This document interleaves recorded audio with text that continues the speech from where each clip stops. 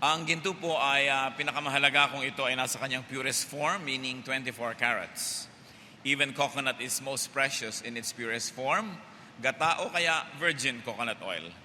Wisdom too is most precious in its purest form, which is in proverbs or sayings. Kaya mahalaga po yung mga kasabihan at mga salawikain, at lalong-lalo ang mga sinabi ni Solomon, ang kanyang mga kinolekta at idinagdag doon sa kanyang aklat na Ecclesiastes. Such is Ecclesiastes, a collection of pure gems of wisdom. At sa atin pong pagtahak sa mundong ito, sa ating buhay, ay mainam na balik-balikan ang mga katuruan ni Solomon. Sapagkat sinabi ng Biblia ay walang pinagkalooban ng Diyos ng higit na runong kaysa sa Kanya.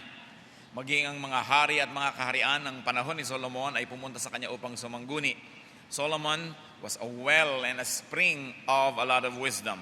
Ang atin pong pag-aaral at gold mine in Ecclesiastes chapter 9. Heavenly Father, thank you that you are good, that you are awesome, that you are loving and caring, and that you are wise. Nawa turuan niyo kami, Panginoon, na ngayon ay maging maalam, matalino, marunong, at mabigyan namin ng puwang sa aming buhay ang mga karunungan na ibinibigay niyo sa amin. Enable us, O God, to behold your wisdom, your power and majesty. Forgive us our sins, cleanse us from all our iniquities. Fill our needs, O God. Punan niyo rin maging aming mga kakulangan. At ngayon hinihiling namin, kayo po ang maging tunay na tagapagsalita. Kami nagkakatipon-tipon, hindi upang makinig sa kapwa-tao, kundi upang makinig sa inyo. Gamitin niyo po ang inyong lingkod na daluyan ng inyong karunungan, ng inyong pagpapala at kapangyarihan, at lahat naman kami ng mga anak mo ay makinabang sa iyong mga ibibigay sa amin. Quiet our hearts, O God, still our bodies, soothe our nerves, empower us to understand. Protect us from malicious work of evil men and evil spirits. Take care of our loved ones who are not with us right now. We place ourselves under your guidance, O God. You have given us free will, but we surrender that will to you now and ask you, let your will be done. So declare your truth, move in our midst, heal our illnesses, empower us. In the name of Jesus our Lord, we pray to you, our Father in heaven. Amen. Sa ating mong pag-aaral ng Ecclesiastes 9, let us be sensitive. The Word of God is declared not only to inform, definitely not to entertain, but to change our lives. So sa ating pong pag-aaral, agad-agad, instantly hanapan natin ng runong ang Espiritong Banal na turuan tayo kung ano ang dapat nating idagdag o bawasin sa ating buhay ayon sa mga katuruan na ito. Ang kalooban ng Panginoon, kaya ang Biblia ay nasulat, ito ay na-preserve, at ngayon ay ating binabalik-balikan, ay upang magkaroon ng makulay na buhay. Mainam, masaya at kapakipakinabang at mabungang buhay ang kanyang mga anak. So find personal guidance, find the gold in the gold mine that is Ecclesiastes 9. Ecclesiastes 9 verse 1, so I reflected on all this and concluded that the righteous and the wise and what they do are in God's hands, but no one knows whether love or hate awaits Him. Isang katuruan, alam ng Diyos ang ginagawa natin, alam ng Diyos ang magiging hantungan ng ating ginagawa, pero wala tayong kaalam-alam kung saan uuwi ang mga pinagagagawa natin. It is not in man's hands. Well, God knows what awaits people, people do not know what awaits them. Kaya walang kahulugan na magsayang ng pagod na subukang alamin, piliting malaman kung anong mangyayari sa kinabukasan, sapagkat ang Diyos ang may alam at tayo'y maghihintay lang na yan ay ipagkaloob sa atin. Even the righteous and the wise do not know whether love or hate, whether good or bad awaits them. So what do we learn from this, brothers and sisters? Just do your best. Because you don't know anyway what awaits you, just keep on doing your best. The best may not happen back to you, but when you always do your best, the worst won't happen. Kaya mainam lang itinatanim lagi ay mabuti. Hope for the best, but be ready for the worst. Magandang umaasa tayo na yung pinakamaiinam may mangyayari, pero maganda ring handa tayo kung yung pinakamasaklap ang maganap, because we do not know. Do not automatically expect good things from life, though you may be good. Huwag nating asahan yan. And who really is good anyway. Hindi yung, Diyos ko, mabait naman ako, bakit di ako yung mayaman? Nagsaserve naman ako, bakit hindi ako matanggap sa trabaho? Tinigil ko na nga ang mga bisyo ko, bakit hindi mo pa ako binibigyan ng ganito at ganon? Hindi tungkulin ng Diyos na ibigay sa atin lahat ang hinihiling o gusto natin kung tayo lamang ay gumagawa ng tama. At sabi ni Solomon, no one knows what the future holds. Walang nakakaalam niyan.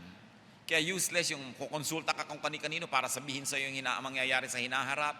Matatakot ka lamang o aasa ka lang sa hindi naman pala pwedeng asahan. Well, it is possible to have a general idea of what generally awaits people because of the nature of what they do, because of the nature of what they are, and the nature of their circumstance and environment.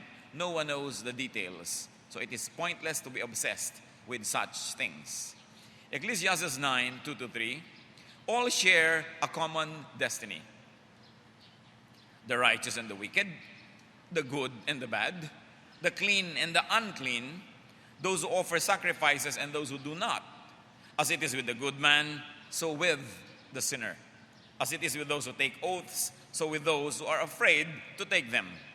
This is the evil in everything that happens under the sun. The same destiny overtakes all. Another observation of Solomon, which will be helpful in our quest for meaning, purpose, and direction in life, sabi niya, naobserbahan ko rin na yung nangyayari sa mabuti ay nangyayari rin sa masama. Yung nangyayari sa palabigay ay nangyayari rin sa maramot. Yung nangyayari sa banal ay nangyayari rin sa makasalanan. Sabi, pare-pareho ng hinahantungan ang tao. At isa sa talagang tunay na tunay dyan ay kamatayan. Everybody dies. So hindi mo pwedeng sabihin, Lord, sinusunod ko naman po lahat ng verses sa Bible, habaan yung buhay ko. No? Everybody dies. May mahaba ang buhay na mabuting tao, may mahaba ang buhay na masamang tao. Merong yumayaman na mabuting tao, may yumayaman na masamang tao. At observation niya ni Solomon, huwag na lang tayong makipagtunggali kung bakit yan ang nangyayari, kasi given yan, at yan talaga ang nangyayari. Everybody can get sick, everybody can figure in a vehicular accident, everybody can lose in a contest or have a reversal in their finances. Whatever your religious persuasion is. Whatever your station in life is.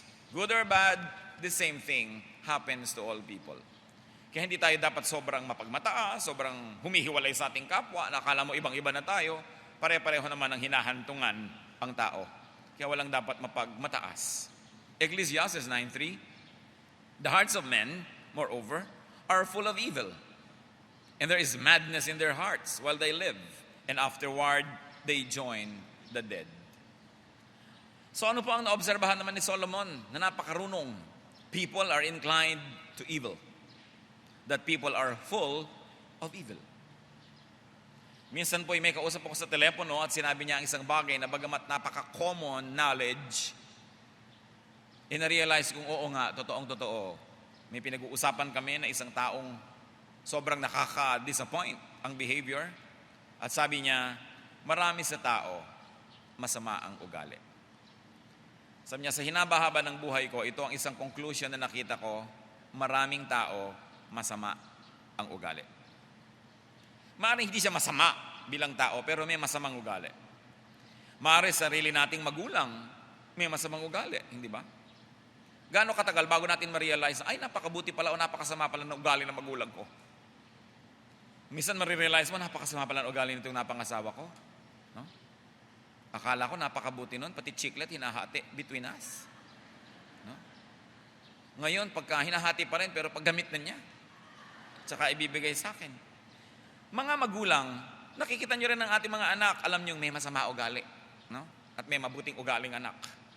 Meron tayong kapatid na masama ugali. Meron tayong kaibigang masama ang ugali. Pero sabi nga ni Solomon, huwag niyong paghanapan ng tao. Magbibigo lang kayo. Better be realistic.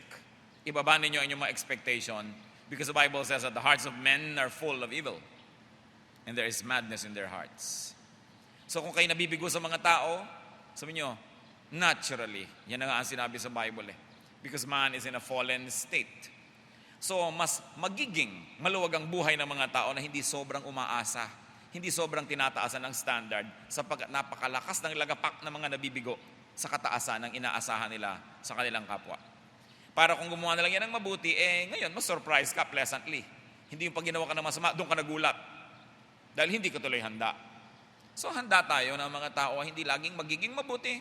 May mga taong magiging maramot, may mga taong magiging makasarili, may mga taong magiging sakim, may mga taong nagiging bayolente. Dapat handa tayo doon. Ang tiyakin lang natin, hindi tayo ang taong yun. Sapagkat wala tayong kapangyarihan na kontrolin ang ating kapwa, pero meron naman tayo para kontrolin ang ating mga sarili. So Genesis 6:5, the Lord saw how great man's wickedness on the earth had become, and that every inclination of the thoughts of his heart was only evil all the time. So nakikita niyo siguro ang kabiguan na nadama ng Panginoon sa nangyari. Sabi nga, nalungkot siya. At nagsisi pa na ginawa niya ang tao. Bakit ba ganito ang mga taong ito? Saan ito humuhugot ng mga masasamang ugali? So sabi niya, yan ang likas. So mas mabuti pa, pag minahal mo ang isang tao, tanggapin mo na hindi siya perfect. Tanggapin mo na may ugali siya na hindi ka nais-nais. At ang pagmamahal naman sa isang tao ay pakyawan, hindi naman pwedeng pipiliin mo lang yung kanyang good traits, kasi siya isang buong tao na hindi pwedeng paghiwa-hiwalayin ang kanyang kostumbre. Kasama na dapat yon nang hindi tayo sobrang nabibigo. Hence the need for the law, because people were continuously being selfish. The need for containment and control. Kaya pati ang Diyos ay nagbigay ng napakaraming mga batas na hindi naman originally binigay para bawas-bawasan ang pagmamalabis ng mga tao, and the need for rewards and punishment. Dapat yung paggawa natin ng mabuti, likas na lang dahil tayo naman ay galing sa Diyos. Pero dahil nga umusbong ang sobrang kasamaan sa tao, meron na ngayong parusa sa mali at meron ng gantimpala sa tama to encourage us to do what is right and to discourage us from doing what is wrong. Kaya napakahalaga po na tinitingnan natin sa ating kapwa, look for goodness. Don't just look for beauty. Beauty can sometimes blind you, and initially beauty can register, but beauty alone cannot sustain a relationship. Kaya nakikita mo natin na kahit yung mga artistang ubod ng gaganda ay naghihiwa-hiwalay pa.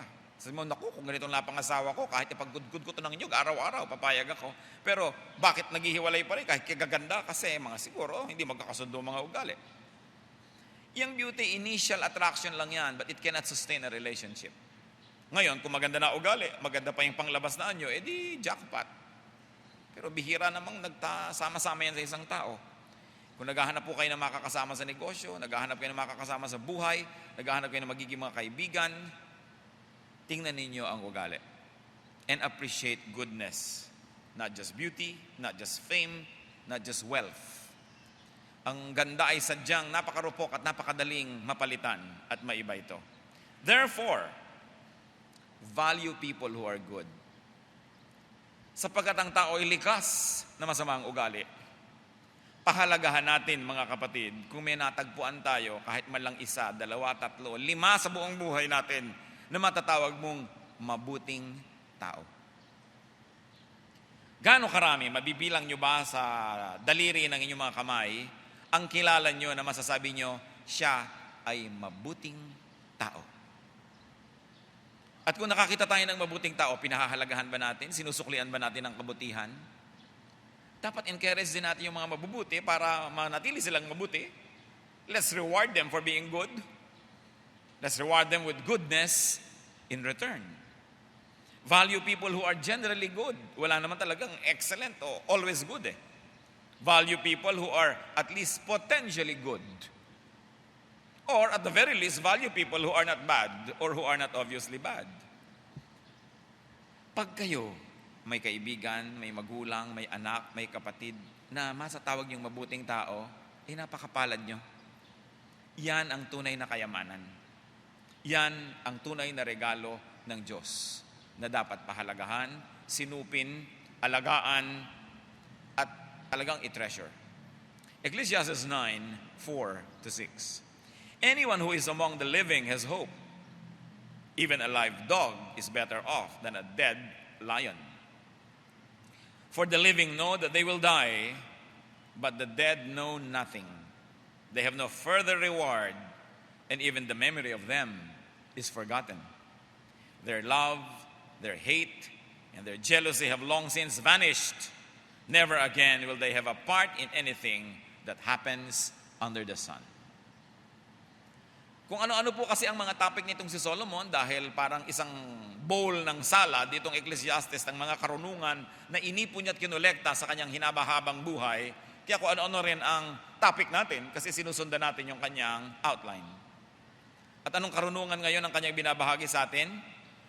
Habang may buhay daw ang tao ay may pag-asa, sapagkat yung buhay daw na tuta ay higit lalong mahalaga kaysa isang patay na leon. At hindi nga ba? So kung may buhay ang tao, may pag-asa. Tanungin nyo nga ang katabi nyo kung buhay siya. Buhay ba? So kung buhay siya, sabihin nyo, may pag-asa ka. Kasi buhay ka eh. Sabi yan ni Solomon. Sabihin ka nun, the dead know nothing. So life means hope. Habang ang tao ay buhay, anything can happen.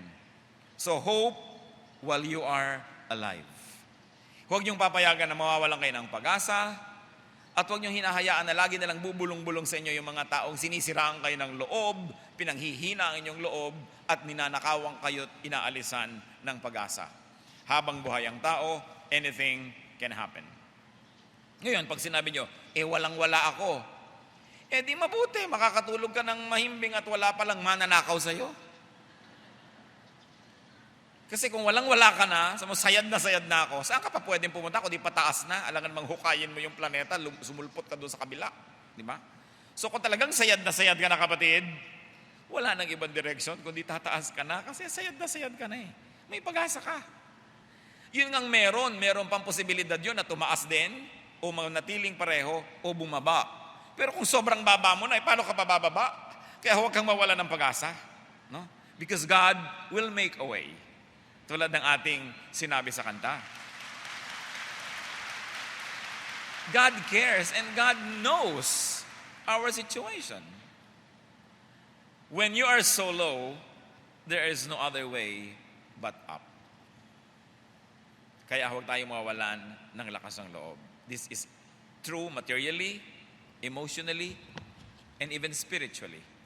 Nakita niyo po ang marami na nakahanap ang Panginoon, mga maraming tao na natatagpuan ng grasya ng Diyos, yung mga taong gipit na. Yung talagang nagkawindang-windang na ang buhay, nagkasira-sira at nagkagiba-giba ang buhay nila, sa kaduluduluhan nun, doon nila natatagpuan ng Diyos dahil wala na silang mapanghawakan, wala nang masulingan, wala nang mapuntahan. Kaya nakabubuti rin yung nasusukol. Nakabubuti rin yung naiipit. Basta sa Diyos kakapit at hindi sa patalim. Kasi natatagpuan natin, oo nga pala may Diyos. Bakit ba nawala siya sa aking options? Bakit ba nawala siya sa equation? At ba sinasabi kong wala akong pag-asa, may Diyos. So a living beggar is better off than a dead billionaire. Like a live dog is better off than a dead lion. At isa pa pong sinabi ni Solomon dito na napakahalagang pansinin. The dead will never again participate with life in this world. Hindi na sila kasali sa buhay na ito. Ang sumakabilang buhay, napakaganda nga ng Tagalog dyan, sumakabilang buhay, nando na sa kabila at wala na rito. So huwag na kayong matakot sa multo. Hindi na sila kasali sa mga nangyayari rito.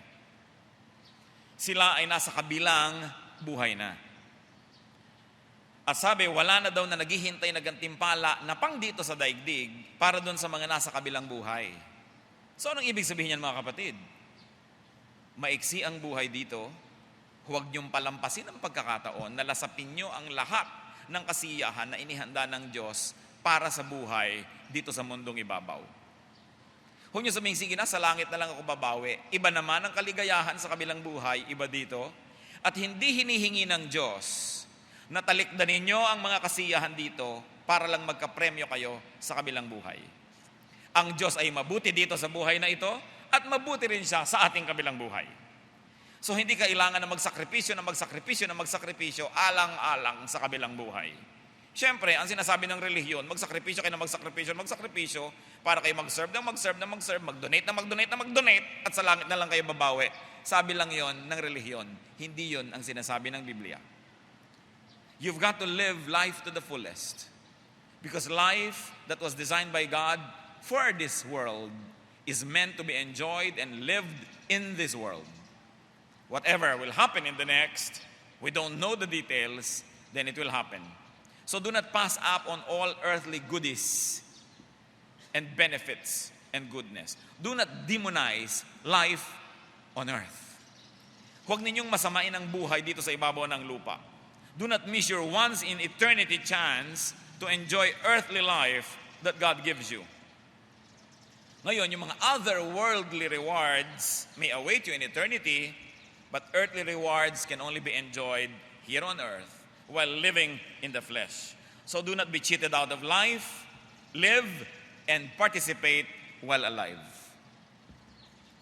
Do not withhold your wholesome and godly pleasures. Huwag ninyong laging sinisikil ang inyong damdamin, laging pinipigil ang sarili sa gustong gawin, at minamasama ang mga bagay na ikinasisiya ng inyong emosyon, maging ng inyong katawan. Bakit sa palagay niyo binigyan ng Diyos ang mga tao ng maraming senses? Our senses are windows to a lot of fulfillment and even pleasures. And if God designed the human body, if God designed the human person, then life is meant to be lived to the full. The senses were given by God not for nothing, but definitely for something. Kung meron po tayong mga mahal sa buhay na gumraduate na, sumakabilang buhay na, let us mourn the dead, and then after a while, let go. Let life go on. Get on with life. At sinabi nga, a live dog is better than a dead lion. Then live with the living. Hindi ko po nais maliitin ang pagluluksa ng ilan sa ating mga kapatid dahil sa yumao nilang mahal sa buhay, lalo't kabiyak nila. Pero kung sila po ay tinawag na ng Diyos at nasa kabilang buhay na, tanggapin natin yon at tayo narito sa buhay na ito. Do not deny yourself human companionship and human love that may still be available to you if you have become a widow or a widower. Kasi hindi ka na pwedeng ibigyan ng comfort noong nasa kabilang buhay na. At hindi naman yan pagtataksil sa kanya sapagkat siya ay nasa kabilang buhay na. Meron namang mga asawa, kabiling-bilinan pa sa asawa, pag namatay ako, huwag ka na mag-aasawa uli, hihilahin ko ang paa mo. Pagka gusto niya ng kape, maaabutan nyo kung nasa kabilang buhay na kayo. Kung kumakatibay yung likod niya, kaya niyong kamutin yan. Nasa kabilang buhay na kayo. Bakit naman natin pagkakaitan, no, ng kasiyahan ng mga mahal natin sa buhay kung hindi na natin kayang gampanan ang ganung mga tungkulin? So a very high form of love. Meron pa nga po akong mga alam na mga asawa na alam nilang malapit na silang gumraduate dahil sa karamdaman, dahil kung ano-ano, ine-encourage pa nga yung asawa, yung nurse na yan, ba't di mo alamin ang pangalan? Pero pag namatay na ako, huwag ngayon. Kasi alam nila na mahalaga yung meron kang nasasandalan, meron kang kasama, meron kang katuwang, meron kang kasalo sa buhay. So mourn the dead and let go. Nagkaroon tayo ng pagkakataon dito sa lupa, kaya kung tayo nasa kabila na, iba naman ang consciousness noon.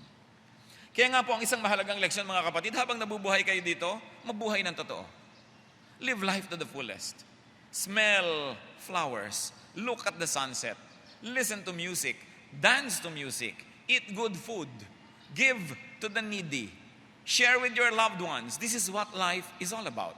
Ecclesiastes 9:7-10.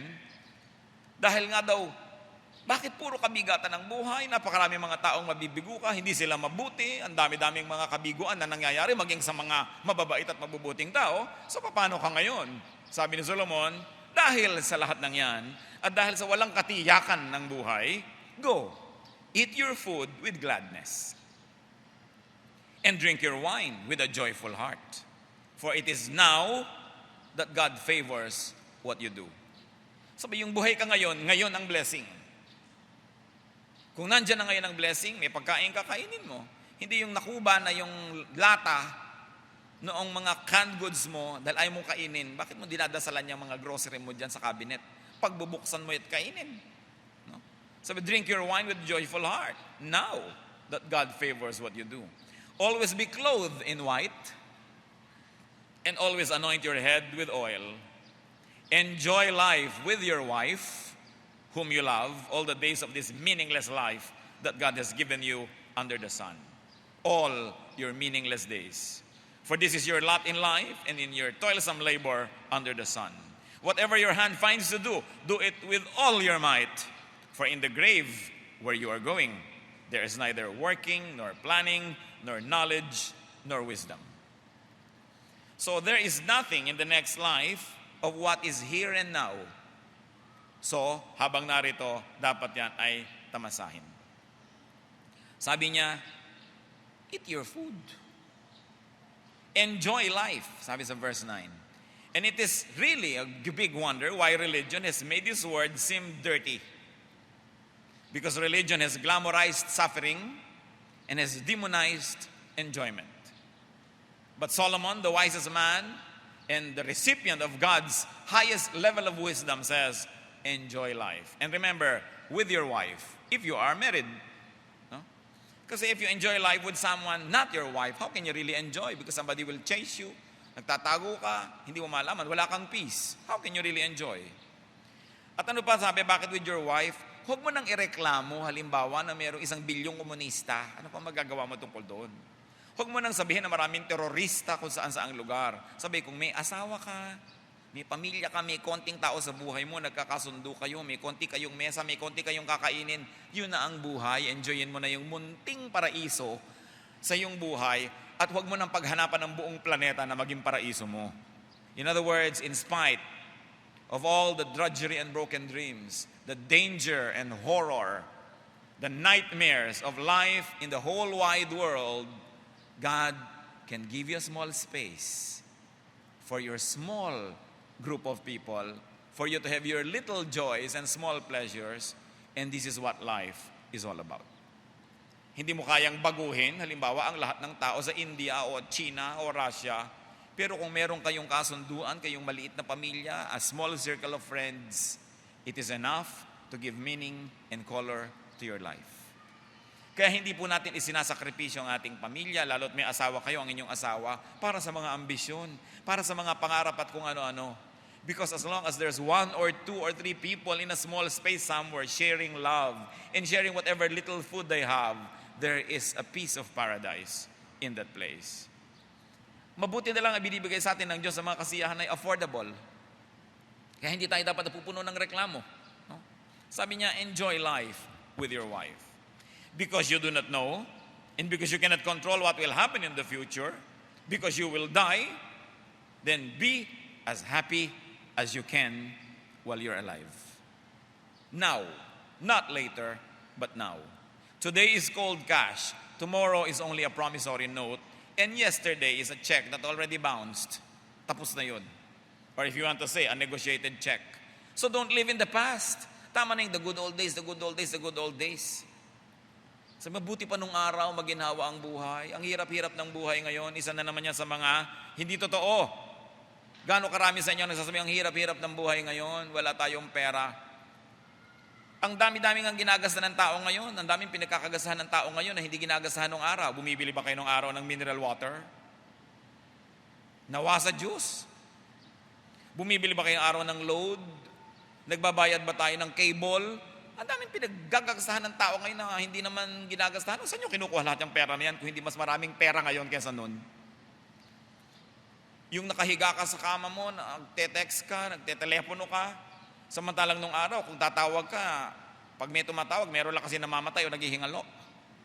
Ang hirap kasing tumawag, lalo na sa probinsya ka, pupunta ka pa sa kabisera, kung nasa baryo ka, magta-tricycle ka pa, o kalesa, o kabayo, para magpunta ka dun sa bayan, pupunta ka doon sa opisina ng telepono, magpa-file ka pa, sino yung tatawagan mo, magbabayad ka pa, at papasok ka doon sa maliit na aparador para makipag-usap ka. Nadinig na lang lahat ng usapan ninyo. Ngayon kahit sa banyo, kausap mo tapos reklamong mahirap ang buhay ngayon. Ano yung hirap ng buhay ngayon? Isang click mo sa kala, nagbubukas ng araw, sisiba ka pa ng kahoy, takot-takot na hirap bago ka makagawa ng kape. Ngayon, nandun na yung gatas at yung asukal. Sabi mo nga sa kasama mo dyan sa katabi mo, huwag kang nagreklamo, masarap ang buhay.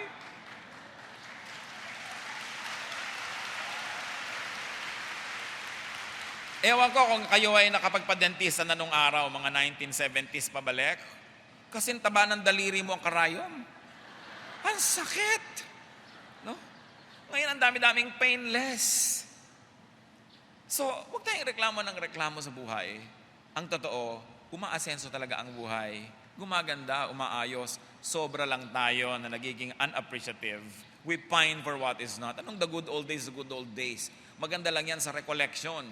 Pero nung araw, magbabiyahe ka, naligo ka na alikabok bago ka makarating sa Matnog. Hindi ka na makilala ng kamag-anak mo pagbaba mo ng pantrangko. No? Maraming kaginawahan ng buhay. Magpasalamat tayo sa Diyos. Dapat lang a matter of attitude. Thank God for what you have. Nung araw bago ka makakain ng pansit, di ba? Ang tagal. Ngayon, ihuhulog mo lang sa kumukulong tubig. Wow, meron ka na agad kakainin. Maraming ginhawa. Bagamat pag daw sobra kayong kumain yan, baka meron namang side effect. No? Pero ang point, kung nagmamadali ka, noong araw magpupukpok ka pa ng mga gugo, umabot ba kayo dyan? Ibababad mo pa sa tubig yan. At ang dami mga kahoy-kahoy dito sa buhok mo pag katapos mo. Ngayon may flavor pa yung mga shampoo. Hindi lang may shampoo, may conditioner pa. May live-on conditioner pa. At pag minasalubong kang gwapo, may ipapahid ka para gumanda yung buhok mo. Tapos sasabihin mo, mahirap ang buhay. Alam nyo nung araw yung mga babae, pag may monthly period, alam nyo, hirap ha? Ang mga paglalaba, pagbababad at kung ano-ano. Pagbibili ka no ng napkin, palihim pa, tinatago mo pa. Ngayon, ina-advertise pa yan. Ang ginaginhawa, tapos magrereklamo. So sabi ni Solomon, no, kayong ganyan, eat, drink with gladness. Ipagpasalamat nyo ang maliliit na bagay. Sapagkat alam nyo, ang tunay na kaligayahan, yung maliliit na bagay. Kaya kung mababaw-babaw ka, mas madali kang sumaya. Babaw-babawan ang ating mga sarili. And sabi, you better do this, enjoy good things, and do not sour great life. Kung mo sasabihin, di bali na?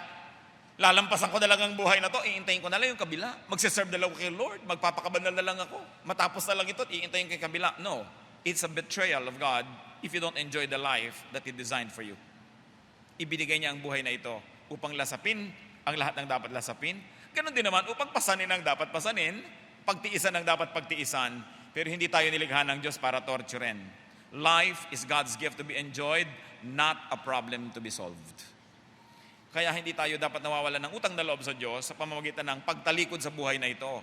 To deny life and all its meaning and color and shapes and sounds is to deny the good intentions of God who created life. So do not chapterize your life. Do not sectionalize it na parang, kung magtitiis talaga ako dito, sa susunod na lang ako babawi sa heaven. Hindi ka nilikha ng Diyos para pagtiisin. Bagamat, sa ating pamumuhay na maka-Diyos, may mga mangilang-ilang bagay na dapat talagang pagtiisan. Pero hindi lahat. At ano pang sabi ni Solomon? Wear white. Bakit? It really means wear comfortable and beautiful clothing. Especially in the context of Israel, ang init-init ng panahon, siyempre, pinaka-press kong isuot, linen and white. Even the pharaohs were always dressed in linen and mostly white because it was very comfortable to the body.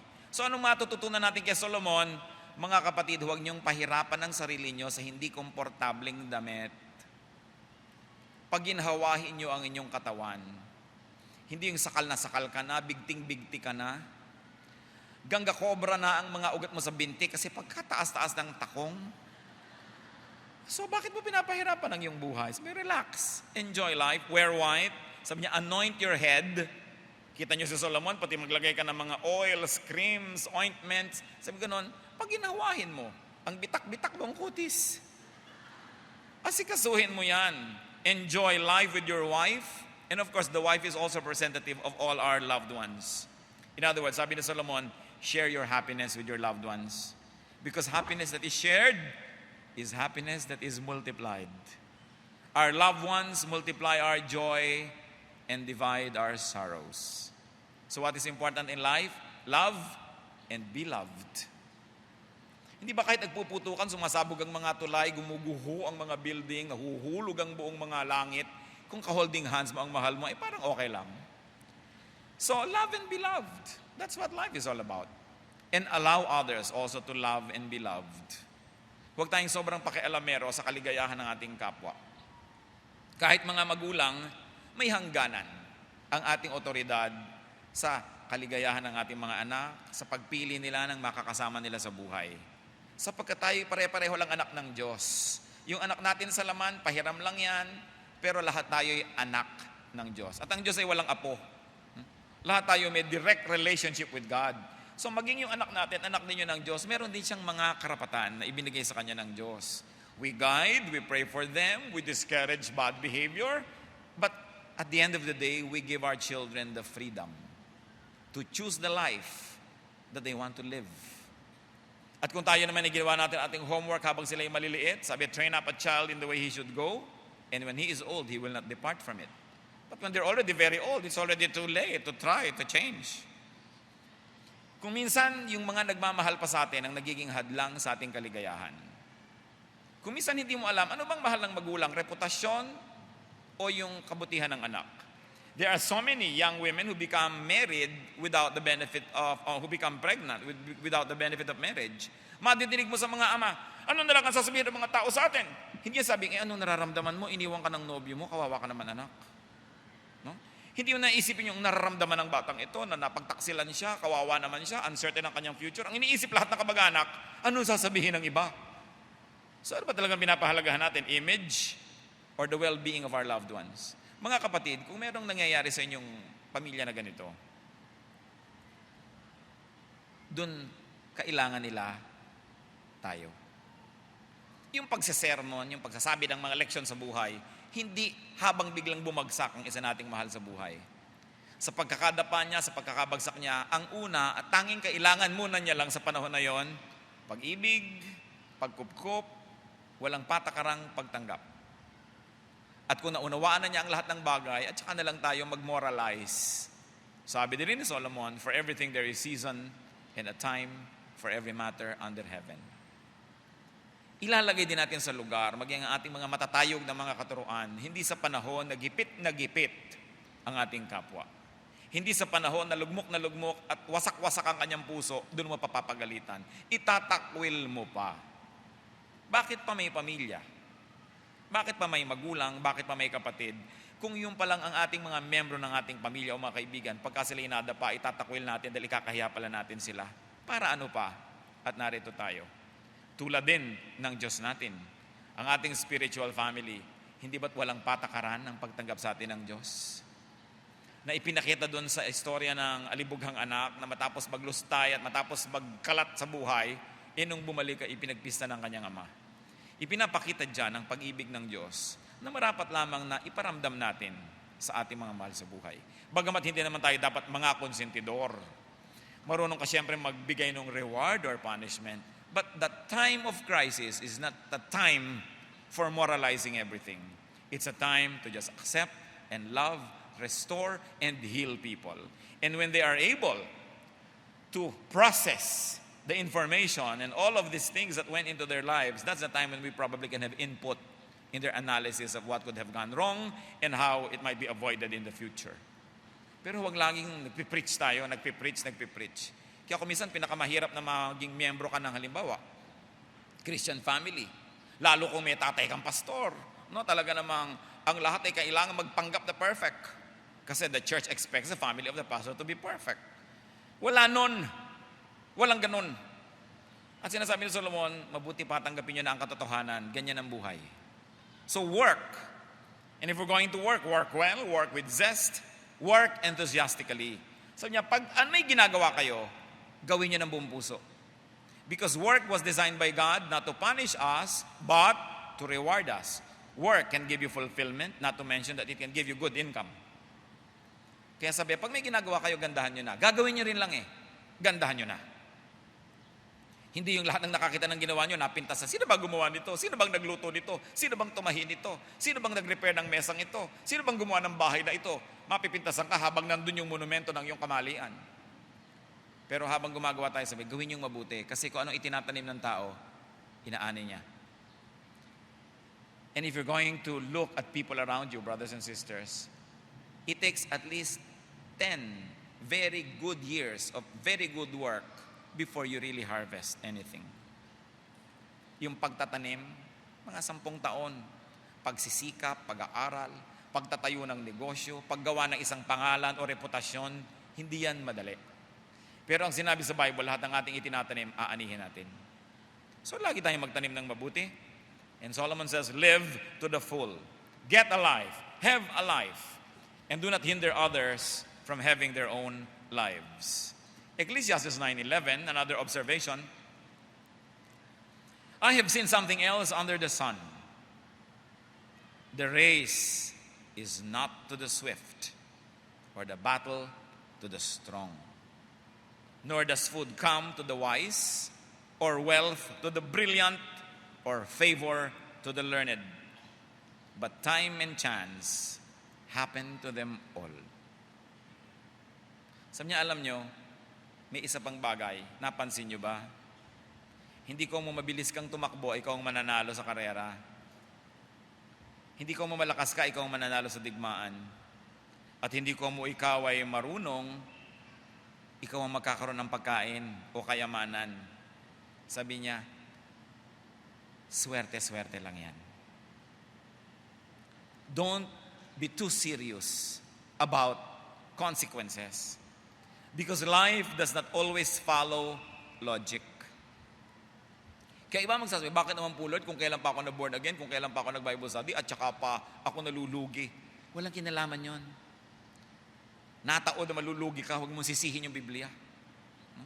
Kung kailan pa naman ako tuwing magsisimba, may sakit ang anak ko. No? Sabi niya, time, chance, it happens to all. So do not always expect, if P, then Q. Kung natatandaan niyo pa yung mga geometry at trigonometry. If P, then Q. Ibig sabihin, pagka ako'y mabuti mangyayari sa buhay ko. Pagka ako'y marunong, yayaman ako. No, sabi ni Solomon, hindi yan totoo. Don't expect yung mga therefores. Minahal kita ng minahal, therefore, mamahalin mo rin ako. Sabi, hindi ganun. Ang ganda sa Tagalog, yung mangangaral 9:11. Ito ang isang bagay na napansin ko sa mundong ito. Ang mabilis ay di siya laging nanalo sa takbuhan, ni ang malakas ay laging nagwawagi sa digmaan. Ang matatalino ay di laging nakakasumpong ng kanyang mga kailangan, at di lahat ng marunong ay yumayaman. Napansin ko rin na di lahat ng mga may kakayahan ay nagtatagumpay. Lahat ay dinarat na ng malas. Kung bakit binura ng Protestant Church sa vocabulary ng mga tao yung malas. Samantalang si Solomon, na pinakamarunong na tao sa balat ng lupa, sinabi niya, minalas. And it's a very great coping mechanism. Because if you did your best and still you failed, sino pang masisisi mo? Sarili mo o Diyos? Kaya yung iba sinisisi ang Diyos. Sabi lang, ay, minalas. Try again. No? Kaya kung ikaw naman ay nagtagumpay, hindi ka pwedeng yumabang, dahil ay, sinuwerte. Natatandaan ko pa ang payo ni Gloria Diaz sa mga Miss Universe contestants ng mga Pilipina. May nagtanong, kasi Miss Universe 1969 siya eh. Ano po ba ang maipapayo nyo? Paano ba manalo ng Miss Universe? Sabi niya, anong ipapayo ko? Swerte-swerte lang yan. Kasi lahat naman na ipapadala doon kandidata, magaganda na. So anong sasabihin ko sa'yo para mas gumanda ka doon sa kabila?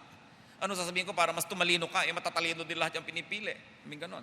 So, siguro, baka niya, sabi niya, misang madapa ka, napansin ka tuloy, nagbigyan ka ng points, swerte-swerte. And from someone like her to say that, is also tantamount to admitting that there is nothing in me to really deserve being Miss Universe. Sinuwerte lang. Ako yung naiboto eh. No? So wala ring yayabang pag iniisip natin ng ganyan mga bagay. At hindi mo rin laging sisisihin yung iba. Bakit kaya nagfe-fail yung business ng ating kapatid? Siguro may hidden sin. Ganun agad ang sasabihin ng iba. Kasi akala natin we're always responsible. Pero sabi ni Solomon, hindi. Chamba-chamba. Nangyayari talaga yan. So do not judge those who fall on difficult times as deserving or as sinful. You don't know. Although at times, yes, yung tao ang responsable, kaya nangyari yon dahil din sa kanyang kagagawan. Pero hindi laging ganun. Yun ang ibig sabihin lang ni Solomon. Merong, kaya hindi umaasa yan sa buhay, talagang tamad. Pero meron naman, ginawa na ang lahat ng magagawa, pero wala pa rin nangyari. Sabi, hindi pa dumadating ang kanyang kapalaran. Hindi mo siya pwedeng husgahan. Ecclesiastes 9:12, moreover, no man knows when his hour will come. As fish are caught in a cruel net, Or birds are taken in a snare, so men are trapped by evil times that fall unexpectedly upon them. What is the lesson? No one stands fully secure. Kahit ang tao ay maraming pera, there can be a financial reversal. Kahit ang tao ay ang lusog-lusog, biglang sa isang iglap, nadaganan siya ng nahuhulog na eroplano, at siya ay nagkapipipiping parang papel, tapos ang kanyang lakas. So ang buhay ay panapanahon, tiyempo-tiyempo, and all the more that people should savor the moment. Yan naman thesis ni Solomon. All the more that people should live to the fullest, enjoy what can be enjoyed at the moment, all the more that people should maximize their enjoyment of life. Because you are not sure if tomorrow you will have a good weather to have a picnic, so why don't you have a picnic now? Hindi mo hawak ang bukas. Kaya yung mga magulang na nagyayaya ang anak ng mga mamasyal, 3 taon ang sinasabi, sige anak, pagyaman natin, mamamasyal din tayo. Kung hindi kayo yumaman, hindi na kayo mamamasyal. O kaya yumaman ka nga, pero ayun, sa kainipan ng anak mo, nilayasan ka na. O kaya ay tumanda na siya at hindi na siya interesadong mamasyal. So ibig sabihin, every day, every week, every month, meron ka ng konting fun, may kontrabaho, meron kang little of everything. Huwag mong hintayin yung malayong panahon para sa iyong bakasyon, para sa iyong pleasure, para sa iyong ikasisiya dahil hindi ka tiyak kung darating yon. You do not know if tomorrow will come. Well, definitely it will come, but you don't know if you will be there to welcome it. So kung ngayon na, ngayon na.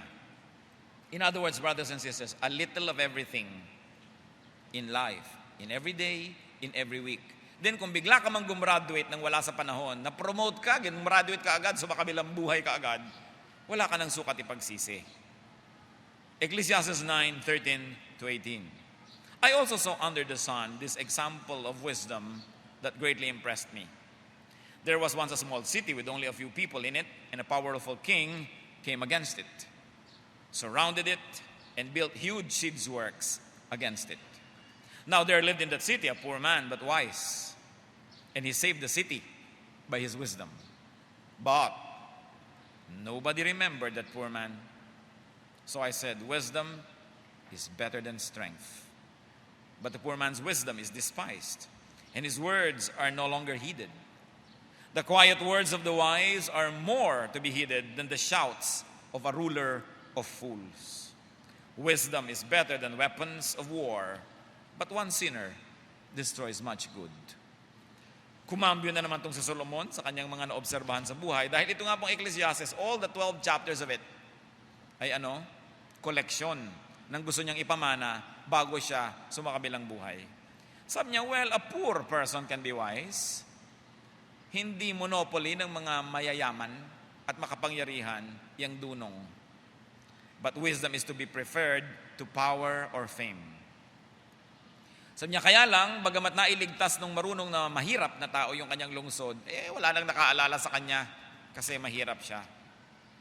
This glamour-fixated world shuns poor people.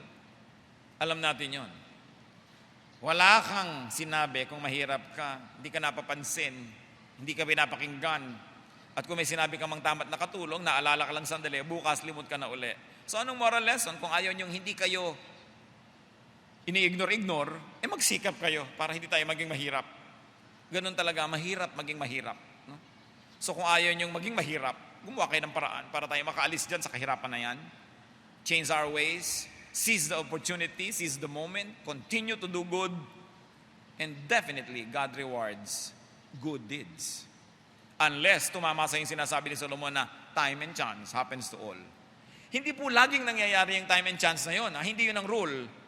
But Solomon is only trying to tell us that there is such a possibility, so open your mind to that possibility, although that is exceptional. To be heard, do your best, not to be poor or not to remain poor. Kung gusto niyo kayo pinahahalagahan, sensitive kayo, gusto niyo lagi kayong pinapansin, sikapin yung umahon sa kahirapan. Dahil yun ang katotohanan, pag mahirap ka, ayaw kang pansinin ng tao. So gusto mo palang mapansin, gumawa ka ng paraan para ka makaahon sa ganyang kalagayan. Mind the mind, minahin ang mina, get the nuggets of gold and wisdom from this chapter 9 of Ecclesiastes. Do not problematize life. Do not even try to solve life. Solomon tried and said, naku, papunta pa lang kayo, pauwi na ako. Huwag niyo nang isipin yan. Umuwi-uwi na kayo sa inyong bahay, sa inyong maliit na mesa, kumain kayong maliit na pamilya, magmahalan kayo, celebrate life, and that is what life is all about. Live life here, now. Huwag niyong laging pigilin na inyong sarili. Huwag kayong laging tipid ng tipid ng tipid ng tipid. Ang dami ko na pong kilala mga kapatid, walang tigil ng katitipid. Talagang tipid ng tipid. Tapos pagka nagkasakit, ubos ang mga daang libo. No? So naubos din yung pera, hindi mo lang sila nakatikim ng tosino. Naubos din ang pera sa ending. Yung sobrang menos ng menos, tipid ng tipid, ibig sabihin din yan, wala tayong tiwala sa Diyos eh. So kung binibigyan tayo ng Diyos ngayon, gusto nyo magtipid kayo ng certain percent. Itabi nyo. Gusto nyo magbigay sa kapwa, magbigay kayo ng certain percent. Pero merong certain percent yan na dapat ine-enjoy nyo. Hindi nangangalirang na kayo dyan, tuyong-tuyo kayong parang sinampay na naiwan sa arawan ng 3 araw. Tapos ang dami-dami yung perang iniipon. Ba't yung iniipon yun? Pambili ng kabaong? Know how to enjoy what God gives you. Because if God is pleased with the way that you spend what He gives, He will replenish it. Mahirap ba sa Diyos na palitan yung ginasta mo dahil binigay niya? Pero kung nasisiyahan siya sa paraan ng ating paggasta. Kadalasan hindi tayo binibigyan ng bago kasi ayaw natin bitawan ng luma. Our hands are not free to receive new blessings. Let go. Flow.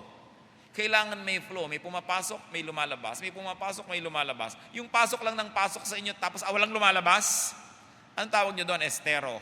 Kaya mababaho ang mga estero. Pasok ng pasok, walang lumalabas kasi barado. So pag may tinanggap tayo, dapat may binibigyan tayo.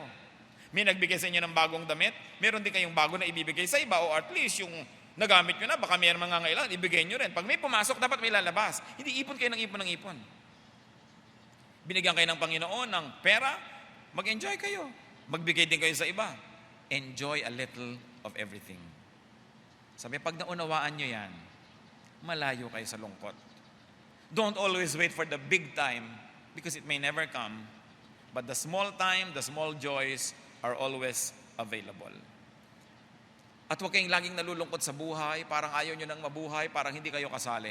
Anong sabi ng Desiderata? You are a child of the universe, no less than the trees and the stars. You have a right to be here. And whether or not it is clear to you, no doubt, the universe is unfolding as it should. Kahit sumakay ka't hindi, lalakad ang vapor, so sumakay ka na lang.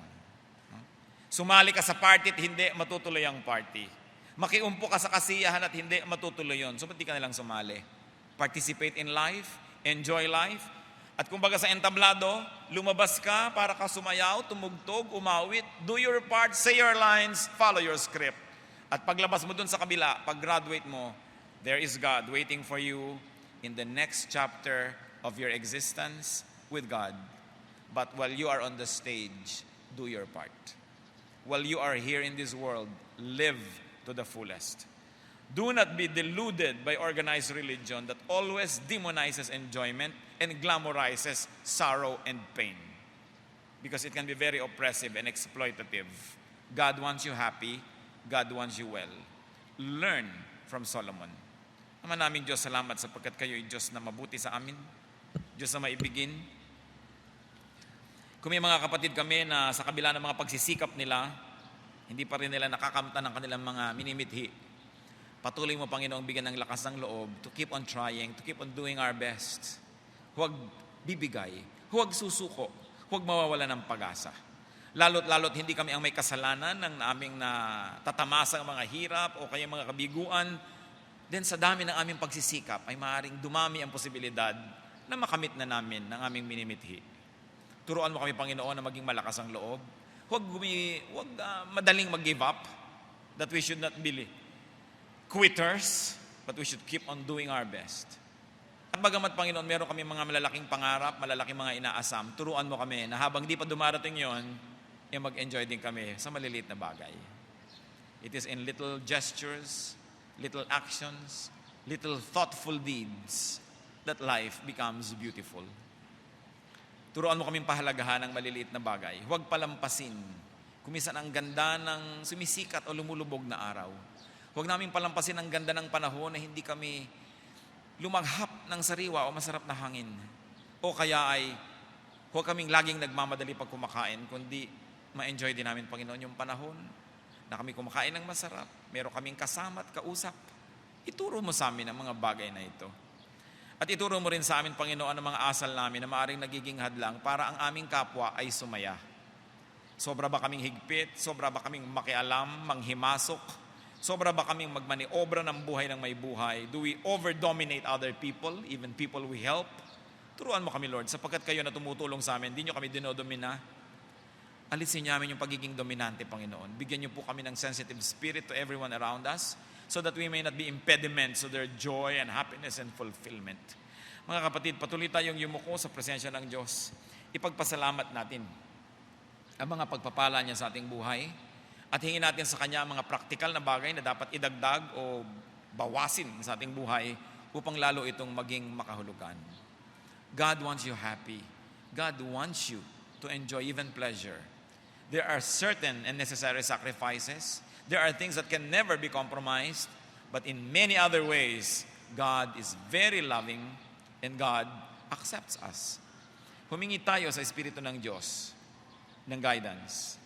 Ano sa mga detalye ng buhay natin ang pwedeng paglapatan ng aral mula sa Ecclesiastes chapter 9. At kung meron sa atin ang mga hindi kayo enjoy sa inyong buhay, hindi makulay ang inyong buhay, magbago-bago kayo ng pananaw. Hindi lahat ng kabiguan ay paulit-ulit. Pagsasawaan din kayo niyan, mauubos din yan. Kaya kailangan, lagi tayo nagsisikap. Don't give up. And if there are some of us here who find life boring, meaningless, nakakatakot, walang katiyakan, learn from Solomon. Enjoy what there is within your reach and stop aching for what you are not able to reach right now. Continue to reach for them, but do not neglect what is within your reach right now. Turuan mo kami, Panginoon, sa sandaling katahimikan na ito. Kausapin mo po ang bawat isa. Turuan nyo kami nang ang buhay namin lalong maging makahulugan para sa inyo at sa inyong kaluwalhatian. Manahimik tayo, mga kapatid. Let the Spirit of God minister to each one.